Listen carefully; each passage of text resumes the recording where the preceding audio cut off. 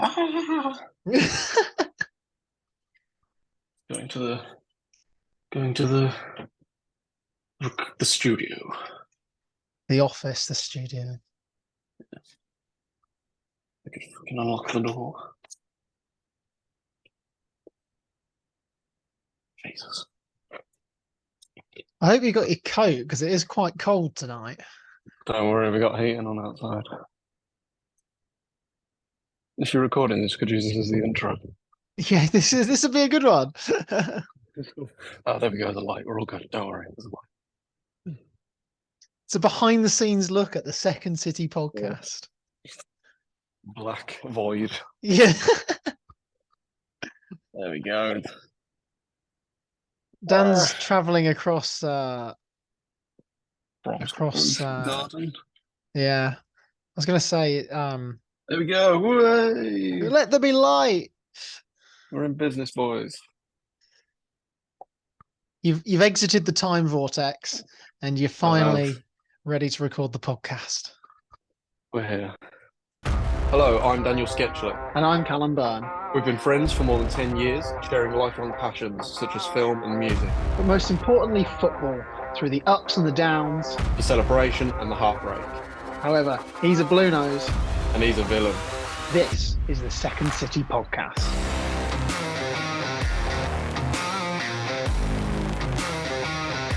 Cool. Hello, Cal. How are you? Take 8 of the podcast intro Yeah, for this week.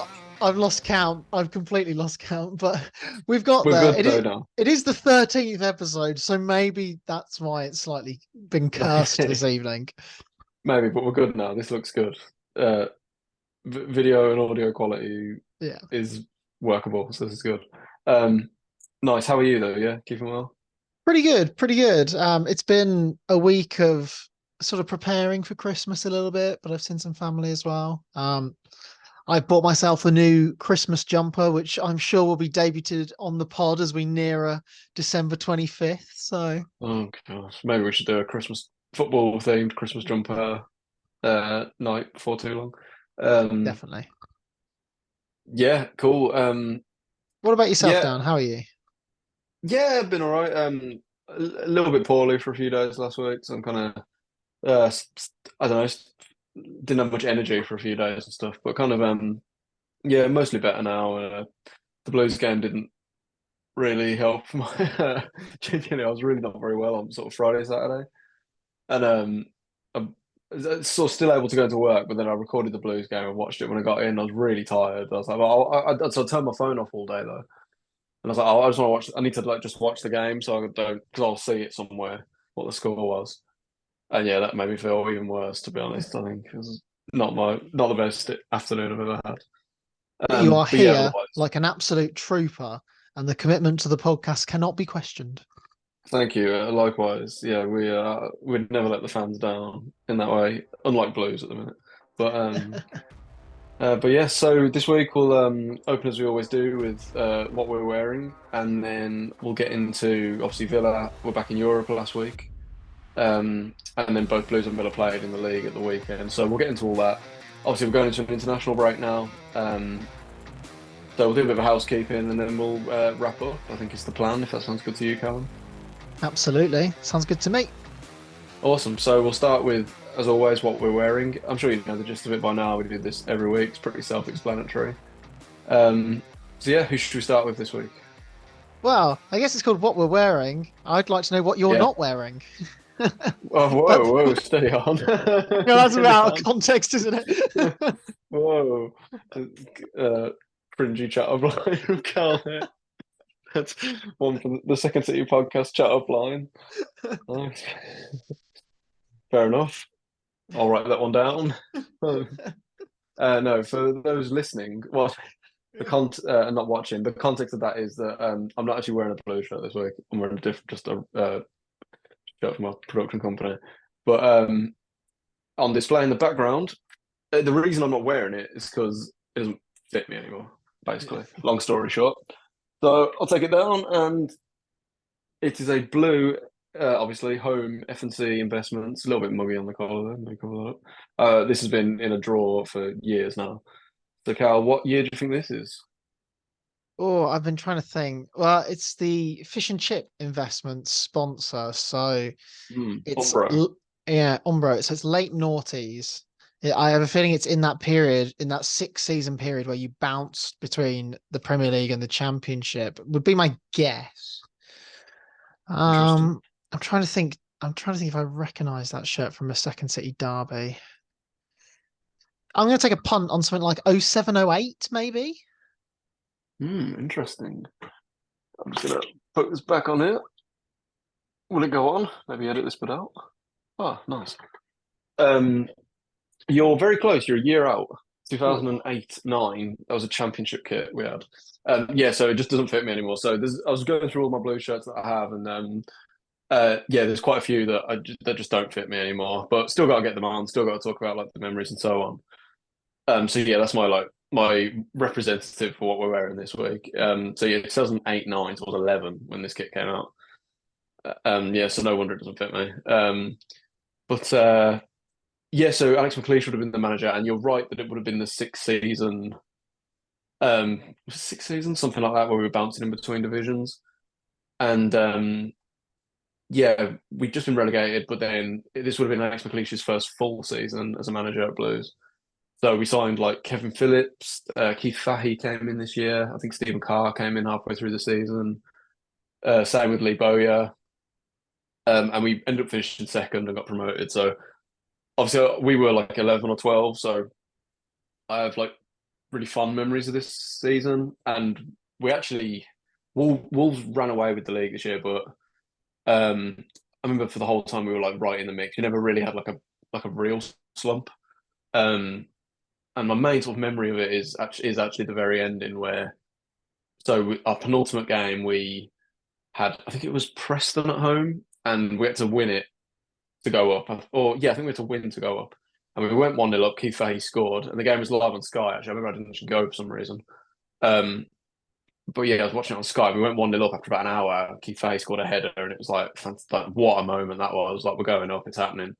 And then, do you remember? I think his name was Ross Wallace. He was a winger, I think. Proper Unfortunately not, championship no. I name. might have had him no, it's championship, so I wouldn't have had him in match attacks or anything. So No, probably not. Yeah, he scored like two unreal goals in the last few minutes. I think the winner was a direct free kick, just out of nowhere. We probably hadn't lost at home all season, or barely, maybe lost one or two. And yeah, he scored these two mad goals, and that was kind of shattered us really. But then in the very last game, we didn't wear that home kit, but we played Reading away, and I think we were second and they were third. So it was like winner takes all pretty much, and we beat them 2-1. And I did go to that game, so that was like pretty incredible. It was like an 11-year-old like getting promoted away on the last day. That was fantastic. Um, we had a great game where we beat Wolves at home 2-0. I think Gary O'Connor and Cameron Jerome both scored. So yeah, I have really good memories of this season, but it's kind of a weird one. Like I look back on it and you look on like the forums and stuff, and some people kind of complain about it a bit and like the style of football. And yeah, we went up, but it wasn't like exciting and it was quite turgid and stuff. Is kind of what I hear a lot, but that's not my memory of it. Like obviously, maybe it's just a point in my life and so on, but I have good memories yeah. this season. Football fans in general complain about style of football, but in from what I've seen watching football all my life, is that the only style of football people actually like is winning football. Yeah, yeah. If we'd and like we went up, like obviously we went up this season, and then the following year we finished in like the top 10, um and then finish. Yeah, the following year then we won the cup. I know we got relegated as well, but it led to like really good things as well, and like it was kind of yeah, some great players came in that amongst my favorite Blues players ever, like I just mentioned. So yeah, I have good memories of this season. Um, Nice. you've gone for so it's an Acorns, a white away Acorns Nike shirt. Yes, there is a player on the back of this Mm. shirt, recently Oh, printed okay. onto this shirt. Would you like to see Okay. before or after your guess? I don't know if it'll help or not. Oh, go on, yeah. Go on, because it Okay. probably will help. I have a rough idea anyway. But I don't know if you can the see it. 10. 10 Carew. Yeah, strong Carew. That doesn't really help because it's roughly the ballpark I would have guessed anyway. It's hard to Although crouch with maybe it all in the mirror. I didn't know if you could see that's me all or right. not. Yeah. I'm doing No, like no, these I could do. Yeah. weird crouch to make sure it's in shot. I'm going to say 2008 as well away. You're close. It's Is it 2009? 0910. Yes, 2009. Yeah. So this would have been the And shirt we have you wore the always had shirt. that? So I Was had that? this shirt as a kid, in a kid size. But I remember when we bought it, we arguably bought it in a size too small at the time. And so, when you're a kid and you're growing up, I grew out of that one very, very fast. And I had my name and I think I had the number 12 or something on the back of it. But when I started expanding my collection in lockdown, this was one to get that I really, really wanted. And so I think I ended up I got this off Classic Football Shirts, I think. Um, And yeah, I did buy it originally and I bought it in a large, but as we've spoken about before, the kits from this era were really baggy.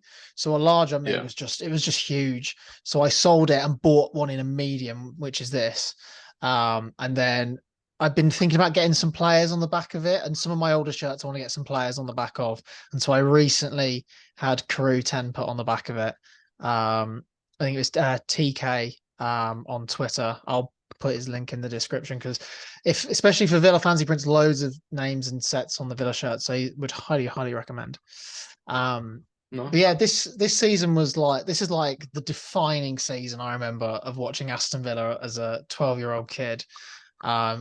This is the year we went to Wembley twice in a season. We wore this shirt in the cup final that we were robbed in against Manchester United. We obviously got to the FA Cup semi-final as well this year, which we got absolutely thumped by, I think it was Carlo Ancelotti's Chelsea that went on to do the double. Yeah, they did a double. Yeah. Yeah, they beat us 3-0. We never had a kick that day. They were Uh, unplayable. they were an outrageous team that season, Chelsea. Yeah, incredible side. Um, this was a year where we didn't really play in Europe. Obviously, we'd been in the UEFA Cup and the rebranded Europa League. We got knocked out in the playoff by Rapid Vienna. The first of the two Go to Villa nightmares. Park. Yeah. But this is the year, Dan, that we won the Peace Cup. I don't know if you've heard us mention that. Whoa. Yeah, where we beat Juventus in the final 0-0, but we won Oh on wow. penalties. So Okay, that is pathetic. Okay, okay, fair enough. We beat Juventus 0-0 in the Peace Cup. Okay, yeah. fair enough. Oh, But bless this them. is Take what they can get. the Conference League is coming to us in the summer. That'll be the end of this podcast as well. But yeah, this is our stint with Nike, where I'd say all of our Nike shirts were really, really good. This is one of them. Absolute quality kit. It's a great design. The actual quality of the shirt is really, really good. I got no complaints. But I liked this era of Nike shirts. I'd be happy if we didn't go to Nike when we inevitably ditch Castore, just because I know that we're going to get templates. And even our Nike kits from this era are templates. The home shirt is basically the same, just in claret and blue. We tended to have the same shirt in two different styles, effectively, under Nike.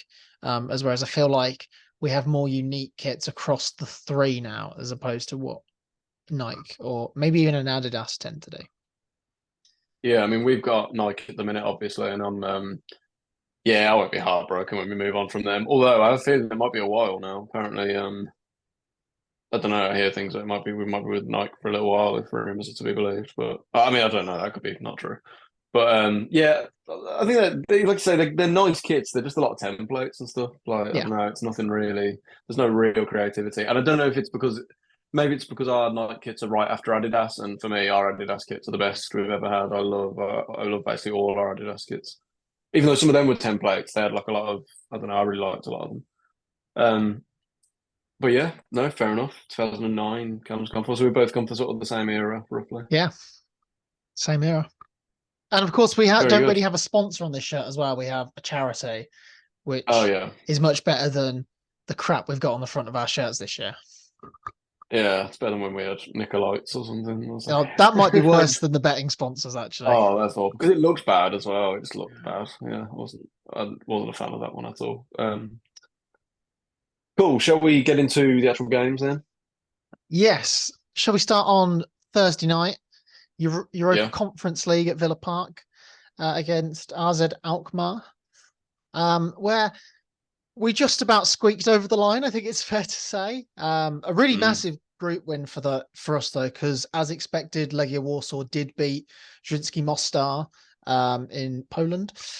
So obviously that game was going on at the same time as this one. So for us, it was really important to get that win because that would put daylight between us, between Alkmaar and Mostar, and they've sort of been cut adrift now at the in the second half of that group, and it's highly likely that us and Legia will qualify. We only need a point, but I think both of us only need a point when we play each other at Villa Park in 3 weeks' time. So I think it'll be interesting to see how both teams approach that game. But that's something we'll look at, I guess, in a few weeks.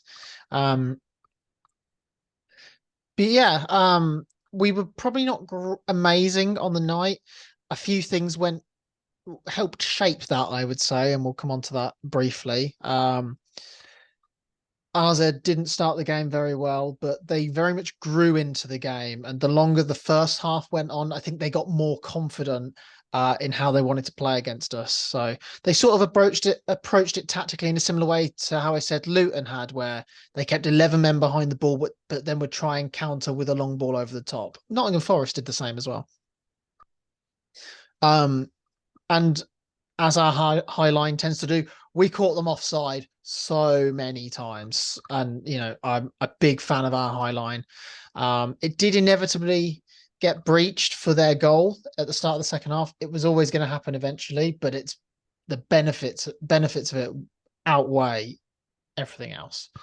Um, it's the same with playing out from the back. You'll be a great team playing out from the back if you do it all the time, but you will make mistakes occasionally and it will cost you a goal. But if it wins you 10 games and you lose one because you play out from the back, it's better than just hoofing it. But yeah, we went to goal. So as they grew into the second half, me and Dad were sat at half time, and he was saying to me, he said, "This lot can smell a goal. They've really grown into the half." And sure enough, they came out in the second half, and they just long ball over the top, and they scored. And it was a bit of a, I don't know if it was a bit of a shell shock around Villa Park, really. Like they hadn't really had much in the game, and all of a sudden they were ahead. We just hadn't been clinical. And it meant we really had to sort of go for it. And Diego Carlos got his first Aston Villa goal with a header from a corner. And then Douglas Luiz has come off the bench and put in an unbelievable ball into the box for Ollie Watkins to head home. Fantastic goal. And it's very rare that I'm in the North stand. And it was one of those days where the teams were swapped at kickoff. So Oh, right. they Okay. were playing towards us in the second half, which is always nice. Um, Yeah, yeah. It's bizarre when it's the other way. Like, obviously, I mean, normally Blues are sitting in the tilt, and yeah, obviously they normally attack our end second half. It's so weird when they don't. It just feels yeah, really strange. Like, yeah. It is weird, but when you're in the other end and it happens, you're kind of like, oh yeah, oh yeah, it's wicked. yeah. Of course, yeah, yeah, um, absolutely. but yeah, Yuri Tielemans, I thought had a really good game. He was man of the match. I mean, the improvement in him since we were criticizing him a few weeks ago has been startling. He's really starting to settle and he's getting more and more minutes and he's looking more comfortable and confident in this system. I thought Clement Longley again. I think he's only played in our European games, and that's what 4 games all season, and he doesn't look like a player that's only played 4 games. I thought he did very, very well. And speaking of Clement Longley, I think it's apt that we move on to a point that we kind of need to talk about. And we haven't really spoken about it for 13 weeks, Dan, but it has finally arrived. We need to talk about VAR and referees Oh no. and There go our linesmen. viewers. Goodbye, everyone. Goodbye, Yeah. everyone. Goodbye. There go our listeners. No, yeah, with good reason, probably though. Yes. Sometimes I'm a big advocate of VAR. I think when they get it right in football, it's the right thing. And I would also say that we weren't in a VAR era, a lot of the same mistakes and issues that are happening would still be happening. And we'd just be Yeah. paraphrasing it with, why don't we have VAR? And I think that gets Mm. lost quite a lot. And I think some of the steps they're doing with VAR will make it better. The semi-automated offsides, I thought at the World Cup worked very, very well. And when they actually implement them into the Premier League, we will see some big benefits of that. Obviously, you're still going to get like your armpit offsides because inevitably you have to draw a line somewhere. You can move it to the knee. You can move it anywhere. You've got to draw a line somewhere. So you're always going to have like his fingernails offside because you have to draw that line somewhere. So obviously this is a UEFA competition. So my understanding is that they have the semi-automated offsides, where there's the sensors in the ball, and then you get the graphic, like an accurate CGI frame of where the line is, what part's offside, what part isn't, where the defender is. So in the 3rd minute of the game, we've had a corner. Leon Bailey's put the ball into the box. Ollie Watkins has had a header, cleared off the line. It's come back to Leon Bailey, who's just taken the corner. He's put the ball back in, and Clement Lenglet's headed it in for his first Aston Villa goal after 3 minutes. We then have a VAR check, and the goal is ruled out for offside. I think one of the big issues with VAR in general is inside the ground, it is hopeless. You just get a picture on the screen saying VAR checking, possible offside. At least on the television, for the most part, I'd say about 9 times out of 10, maybe even more, a higher percentage than that. You can't hear what they're saying, but at least you can see what they're looking at most of the time. Yeah, I think it can be quite exciting, like watching it at home. I think. Yeah, I mean, I think if they went down the route of like a cricket DRS or a TMO in rugby, where you can hear the officials making their decision and coming to a conclusion, whether it be right or wrong, that might change the perception on VAR. But inside the ground, it is hopeless because you just don't know. It's just a lottery. I think we need like a sort of tennis style like challenge system introduced where would it work? I don't know, but I think each team gets like 3 challenges maybe. I mean, I've never actually been to a game where VAR is in operation. I don't think I have anyway, because I haven't been to a Premier League game in years. Over 10. When did I go to a Premier League game? Yeah, certainly not before VAR came in anyway. So, and I don't miss it as a Championship fan. I don't wish we had it in the Championship, VAR. Yeah, but the referees get criticised in the Championship. I mean, you think about that Miyoshi penalty against the Baggies, like slam dunk. Yeah, true. That's very true. I moan a lot about Championship referees, as I'm going to later. But yeah, I know what you mean. Yeah. But this is so we talked about the semi-automated offsides. I don't know how this has happened, but obviously from where I was sat, I didn't see the ball get cleared off the line. I thought Ollie Watkins had just missed, and almost like a Heskey style miss where he's had a shot and it's gone out for a throw in. So sure. It was just where you are when you're at the other end of the ground. Sometimes you lose that sort of depth perception a little bit at the far end. Yeah, for sure. 100%. So when the VAR check came up, I assumed it would be for Leon Bailey, who'd just taken the corner. It's only when I've been circulating the internet and watched all the post-match stuff on the internet that we've found out that at halftime the referee has apologized to the players and the staff because they've disallowed a goal that should not have been disallowed, because obviously the ball was cleared off the line, which is a new phase of play, which means Leon Bailey is not offside. And because the defender has intentionally played the ball. So it's not a great look, and I don't know how that's happened. The main thing for me is I go back to me and Dad talking at halftime, talking about how RZ have grown into the game. A goal after 3 minutes completely changes everything about that half. Everything, that 45 minutes or 43 minutes or whatever is completely different because their game plan changes. we probably attack a bit more. The game opens up. They're not sat necessarily 11 men behind the ball. So it's complete that disallowed goal completely changes the entire game. Okay, they've disallowed it. It is what it is. We can't do anything about it. But we've gone a goal down. Our equaliser has come from a corner, and I don't know how they've given a corner because the ball's come in, and I don't know how defensive midfielder Boubacar Kamara has ended up on the 6-yard line, but he has. And miss of the season, he's taken that away from Matty Cash, and somehow ballooned it over the top of the bar. Obviously, as I said, this is right in front of us, so we've all gone, what an awful miss. How's he done that? It's harder to miss than it is to score that chance. And they're pointing to they've given a corner, and we're like, what? Surely they didn't get a touch on that. It certainly didn't look like it. I'm not having to go at the referee for that, because from where the referee's angle is, he's almost certainly could look like it's a touch. How the linesman gives a corner there, it genuinely boggles the mind. And that's you talk about you make your own luck and it all equals out. We shouldn't have had a goal disallowed. The equaliser should never have happened.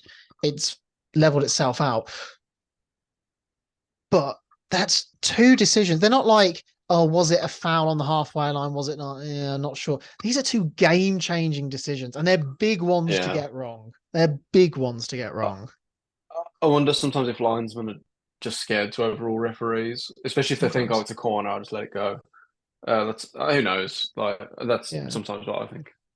I mean, I remember. I maybe I'm talking a bit too passionately about this, given that we scored from the corner. But I just think back to like the League Cup final in 2020 when one of Man City's goals came from a corner that should never have been a corner. No, of course. It eventually something will come and hit your own team in the same way, sort of thing. I think it's just like, especially with things like the League Cup example you just gave, like for these decisions to be wrong at such a high level, such importance on it. It is a bit baffling. I understand people don't want VAR intervening on every little decision because it'll slow the game down. But I don't think it'll slow the game down at all. Is while they're taking the ball over to the corner, the man on VAR goes, ref, it's not a corner. He hasn't touched it. Just give a goal kick.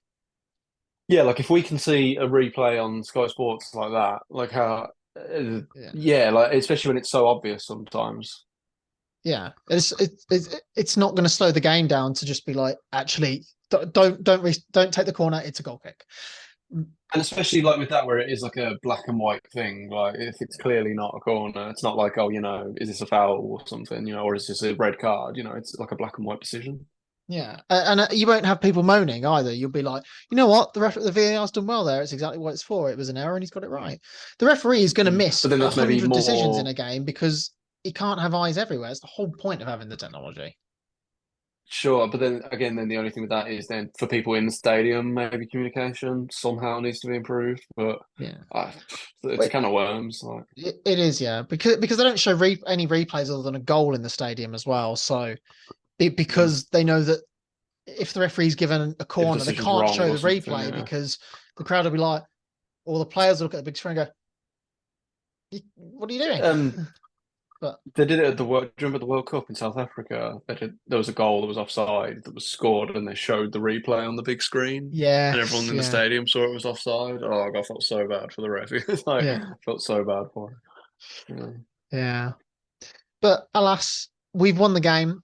We've got the points we needed, and we're only a point away from qualifying, and we're still very much topping the group is completely within our own hands as well. So, I think if we obviously we'll talk about this when we play Legia, but if we were to win 2-0, we would almost certainly go on to top the group because we'd have a better head-to-head.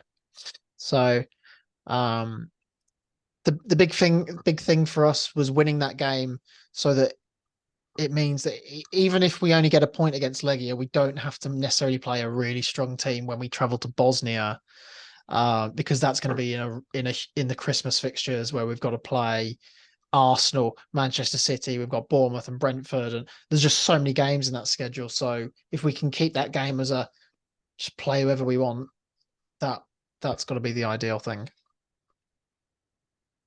Very good, very good. And obviously you got to go and everything. Your return to Villa Park, I'd imagine you enjoyed. Loved it, absolutely loved it. The European nights are special. It's good to go with my dad as well. So it's the first time we've been to a European game together it's probably since this shirt was being Yeah, yeah. worn. So it's yeah, no, don't take them for granted. Um, 100%. Yeah. shall we talk about the masterclass from Mr. Rooney at the old weekend? Yeah, stick with us. Stick with us. If I don't Touched know on if it you earlier. remember, Dan. I don't know if you remember. Like a week ago, we were sat here and we were talking about previewing the Sunderland Blues game, and I said to you, "Put a fiver on Joe Bellingham to score, Dan. You'd have still lost the Yeah. game, but you would be a bit richer if you'd listened to me." I we we so as I mentioned earlier that I recorded the game. So I avoided the score and I watched it when I got in. Because I was at work. And and someone at work said this to me the next day because I remembered it happening. Um about quarter to 1 or something, or no, about 1 p.m. maybe. So about half an hour into the game, I said, I bet Blues are 2-0 down. I bet Joe Bellingham scored twice. I bet that's what's going on. And so Blues were 1-0 down and Joe Bellingham had scored though. So I was like, as I was saying, this was pretty close. Um, yeah. So for anyone who missed it, Blues lost 3-1 away at Sunderland. So twice in the last 3 weeks, I've missed the game, recorded it, watched it when I got in, and Blues have lost 3-1 away to a team wearing red and white stripes that starts with S. So I'm not going to do it. If we play Stoke away on the lunchtime kickoff, I'm not doing it. Yeah, just all that optimism I had against Ipswich last week. I'm sure you remember I was quite positive about that Yeah. game. Yeah, this is probably the most negative I've felt in. So Rooney's had 5 games now.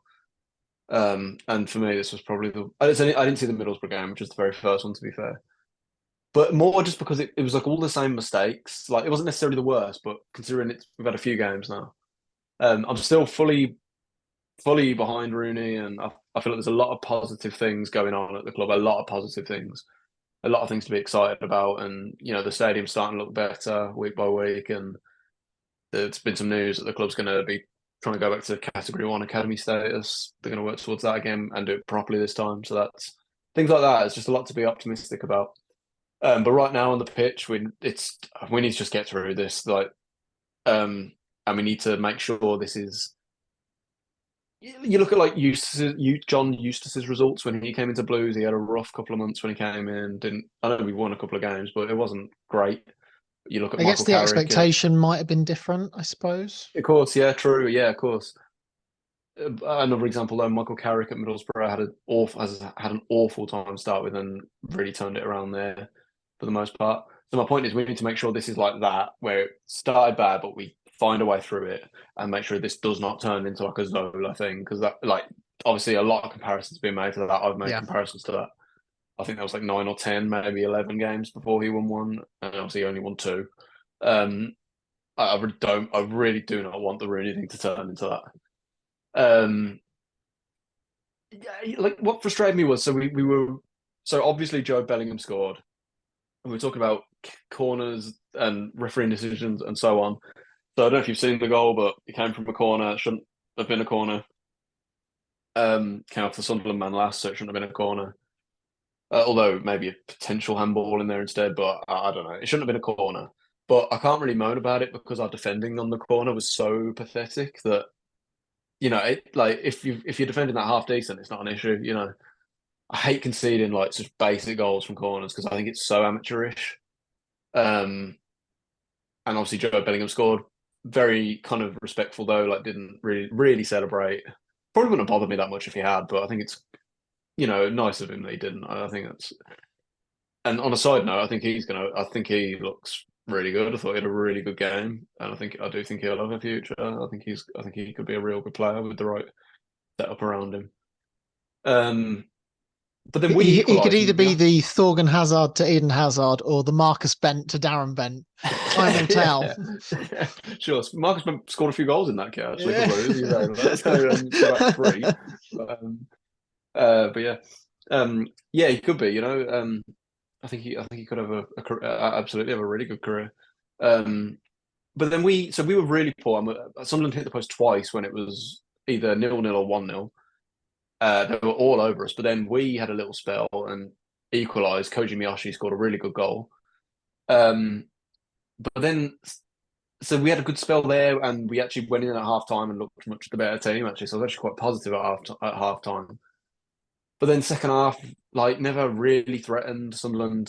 So Sanderson scored a no goal, but I don't think it in the circumstances kind of just hit, we tried to clear the ball and it's hit off him. The issue wasn't with Sanderson, in my opinion. And then Sunderland have wrapped it up later on. But defensively throughout the game, really poor, like really basic mistakes being made. The second goal, I mentioned Sanderson, not really at fault, not specifically his fault, although I don't think he had a great game. But like the balls come over and they've just like no one's picking a man up on the far side. Everyone thinks it's going to go out of play, and it hasn't. And he's looped the header back around, and it's gone over Ruddy, and they've managed to get in and score. It's just such basic things. And then the first one, straight from a corner, like really, just when we've got Ashley Cole and John O'Shea in there in the coaching setup, two great defenders. I don't really know what's going on at the minute. We do look a threat at times going forward. There was times when Miyashi was linking up with Stansfield, and I thought he looked really promising. They looked really promising together. But yeah, defensively, in my opinion, we need a complete reset, complete back to the basics. There's times when like they want to do this whole playing out from the back thing, and we were talking about that earlier. But there's times it's just being rushed, in my opinion. You've got Ruddy passing out to Ivan Sunjic. You know, like we're not playing out from the back is great when you've got Edison and John Stones. Like, Yeah. like it's in my opinion, go back to basics. Kevin Long did nothing really wrong, and yet has found himself out of the team. I would probably put him back in. Hopefully Buchanan will be back soon. Get back to that back four we had at the start of the season. Although Dramer has been decent. Yeah, and just get back to being solid. Build from the back. We seem to be prioritizing going forward. Build from the back. Make yourself solid, and then we can implement this new no fear football that they're calling it. Yeah, and it's like no fear, but we've lost like 4 games out of 5, and And you're the other one. conceding quite a lot of goals in those games. Yeah, how many? Yeah, how many now is it under Rooney? So It's 3. been at least 2 a game, isn't it? Mostly 3 a game. 7, 8, 9, 10, 11 goals in 5 games. Yeah. So yeah, it's a bit alarming. I understand you if we talk about playing out from the back. I get where you're coming from, and I also see why he's persisting with it. Like there are some similarities to Steven Gerrard at Aston Villa. Is why our fans are making that sort of comparison. Steven Gerrard tried to make us a team that played out from the back, and we had a few ropey moments, and we sort of abandoned it. Not saying if we'd have kept it, Steven Gerrard would still be managing Aston Villa Football Club because there was more than that as a problem. But it certainly didn't help him he came in with this philosophy, and then when we had a few issues with it, it was just thrown out the window. And yeah, and I'm not saying yeah, true. And look, I'm not saying it should be thrown out. I'm just saying we need to take it a lot slower and focus on. Like Rooney, he's not stupid. Like he's come out and he has said like this is what we want to do, but I acknowledge that we need to pick up points as well as we go. It can't just be the problem with like Zola was he had no plan B. He just persisted with it kind of blindly. And Rooney's right when he says that teams that get out of the division are teams that get down and out the right way. You know, 100%. teams that get the ball down and play. And he is right. So I understand it may be a necessary transition, but I think we're leaking so many goals. We need to just get that back and get that solidity back. And it's I find like Bielik was suspended, so we couldn't play. But I think we've got good players. Bielik, Dembele, for example, ignoring that Bielik was suspended for the last game. We've got good players that aren't starting games, and I feel like just play to the players' strengths is my thought process. Instead of trying to get square pegs in round holes. I think you can take similarities from us from 12 months ago because that's what we did. Yeah. I find it a bit strange. But as I am behind Rooney. The big thing is he's got after the international break, he's got 3 massive games. Like in his defence, we've had 5 really hard games, and also in his defence, our away form's been terrible all season. Like games under our away form's dreadful. Like we had games under Eustace this season, like Norwich away, where I don't know if Norwich is blacklisted. Norwich is blacklisted, and if I was there, I think Sunderland would be as well now. Rooney's like next few games are huge. Like we've got Sheffield Wednesday at home next, and then I think we've got Blackburn away, and then we've got Rotherham at home. So in Sheffield Wednesday and Rotherham, you've got two of the weakest sides in the division. Like from them three games, I think 6 points minimum. Um, so this will be a real test. 2 weeks after, hopefully, really work out what's going on. I wasn't expecting I wasn't expecting us within a month of Rooney's appointment to still be in the top six and so on, but we're back in 18th. I understood we might have to take a step back to go take 2 steps forward, but we really are taking some steps back at the minute. Yeah, back in 18th, our familiar position from most familiar position of the last few years. But yeah, 2 weeks now to hopefully knuckle down and work out what's going on. Time will tell. I would say the international break has come at a very good point for you, maybe. Yeah. Although the only annoying thing is, I believe John O'Shea and Ashley Cole work internationally as well. So don't know what's going on there. But maybe the players just need a bit of time with Rooney and the other coaches just to work out what's going on. Yeah, Sheffield Wednesday's huge though. Huge game though. Shall we move back on to Villa because you played again the following day? We did. We played on Sunday at You've had a 2 o'clock. you've had a much better week than me. Yeah. For context in football. It makes up for last week. Yeah, true. Yeah. But no, we had Fulham on yesterday. I'm losing track of the days really. Where we were excellent again. Especially in the first 60 minutes. More, it's Yuri Tielemans came in for his first start, so he's been knocking on the door of a Premier League start for a few games now. He made a good cameo against West Ham, 2 man of the match performances in Europe.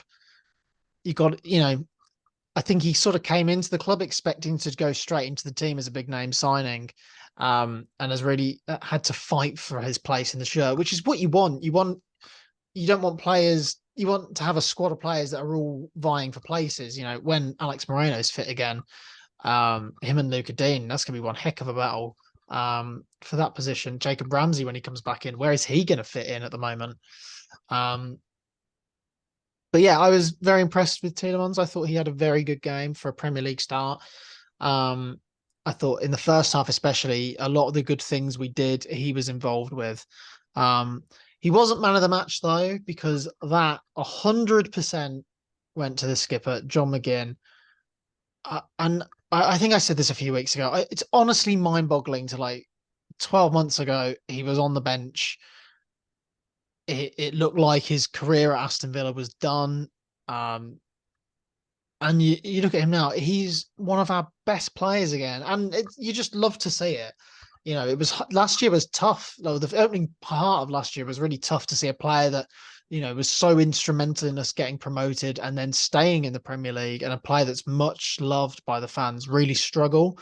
So to see him back at his best, and in fact, he's even better than what we thought his best was.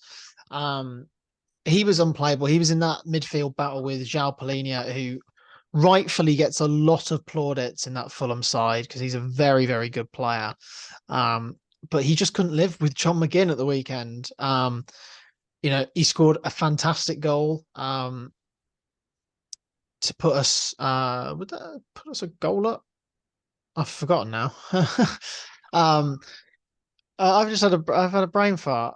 He scored What was it? It was 3-1, but I can't remember whether the own goal came first. They score so many goals that they don't even need to. They don't need to worry about it. The own goal was first. The own goal was first. Yeah. 2-0. So, so we went a goal up through an own goal.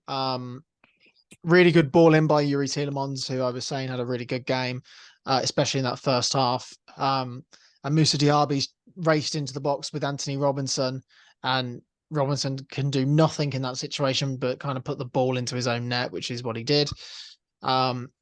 And then, John McGinn's rifled in a shot. He's done a bit of a dummy on João Palhinha and then just rifled one into the bottom right-hand corner. And it's, Villa Park at the moment, once we're going 2-0 up, there's that confidence in the fans, there's a confidence in the players, there's just that belief throughout the entire place that we will not lose the game. And it's only half time. Mm. To be fair to Fulham, they came with a game plan and they didn't sit back behind the ball like Forest had done, like Alkmaar had done, Luton, etc. They tried to go toe to toe with us and play how they play well. They made a change at halftime. They brought Harry Wilson on. He was probably their best player, actually. He caused us a lot of problems when he came on. He was lively. He was creating chances. Obviously, he was trying to exploit the high line. And so he was the danger man for them. And he had a really good cameo, really. He played a half. He played very well when he came on. Who knows what may or may not have happened had he played the full game? We'll never know. So it's kind of against the run of play, we've counter-attacked from a corner. Ollie Watkins has headed the ball clear. And then as we've countered, Leon Bailey's just come on the pitch. Him and John McGinn are sort of carrying the ball forward. McGinn plays a lovely ball in for Leon Bailey, and he just slides it across the 6-yard box, and Ollie Watkins has a tap in. His 10th goal in all competitions, I think, this season. It might even be more than that now. Well, like 9 of them against Hibs, though. 3 of them. Sorry, okay. Yeah. Comfortable at that point. But as I said, we hadn't actually been the better team in that second half. And especially when we went 3-0 up, there was like we had against Luton, there was a bit of complacency that crept in. And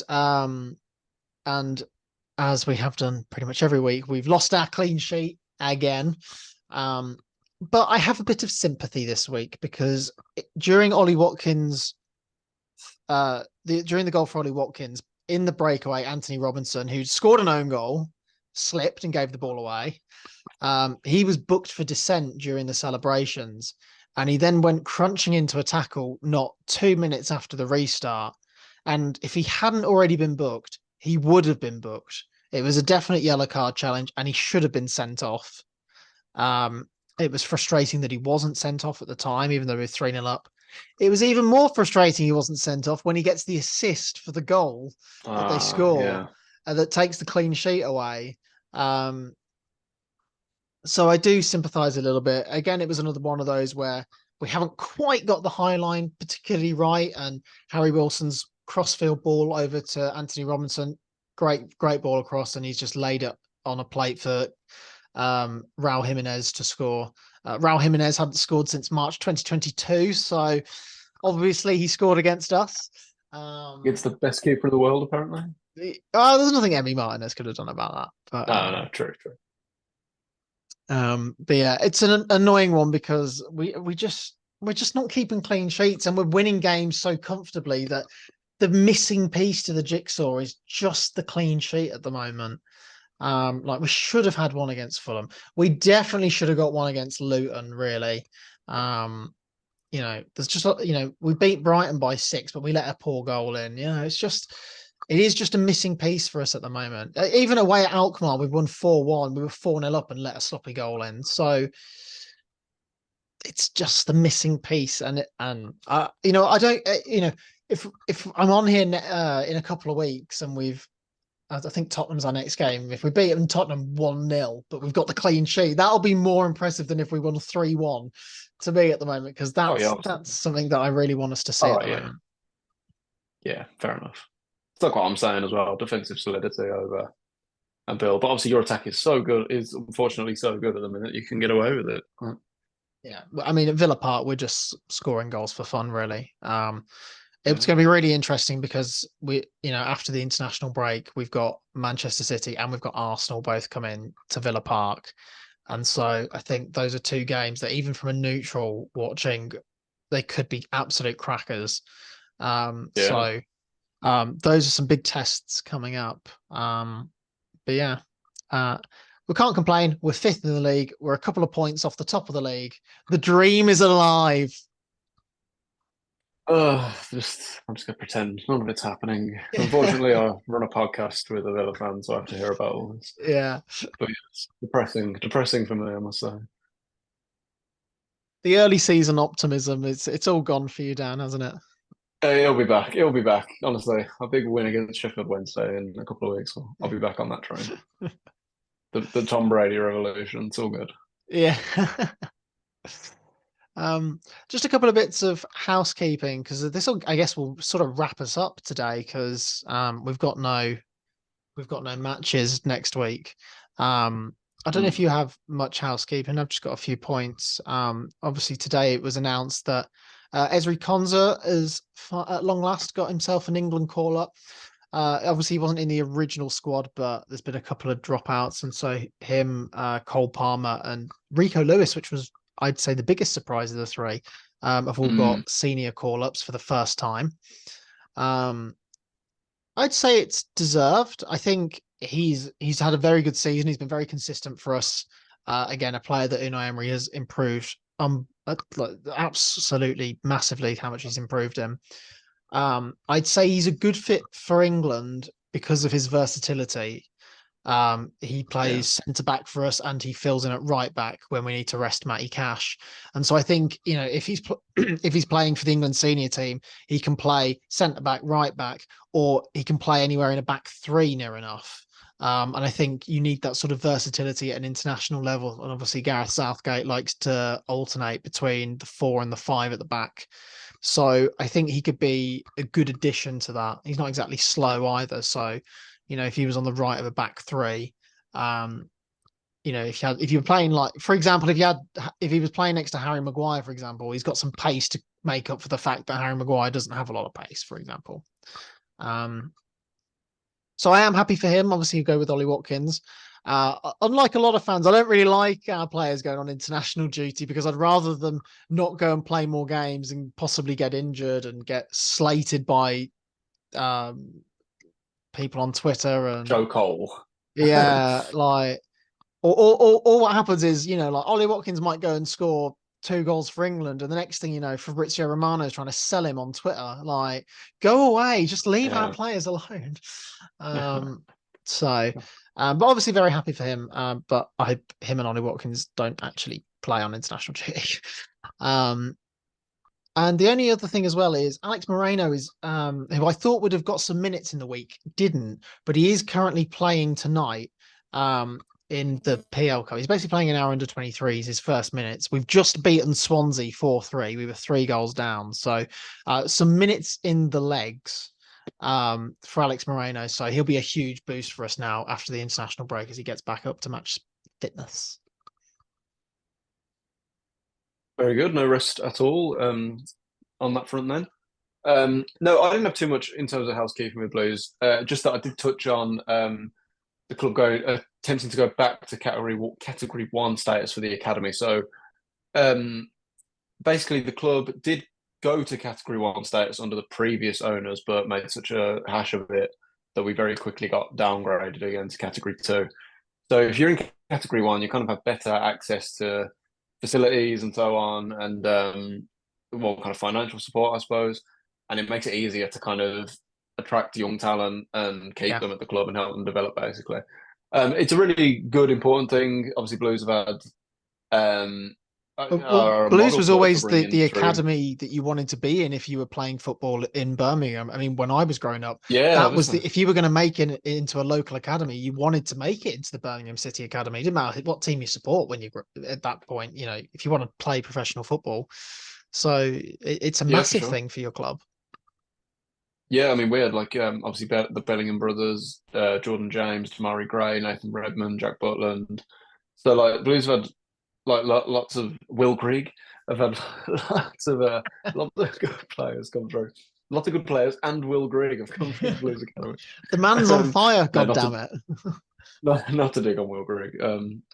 Villa Villa fan apparently, but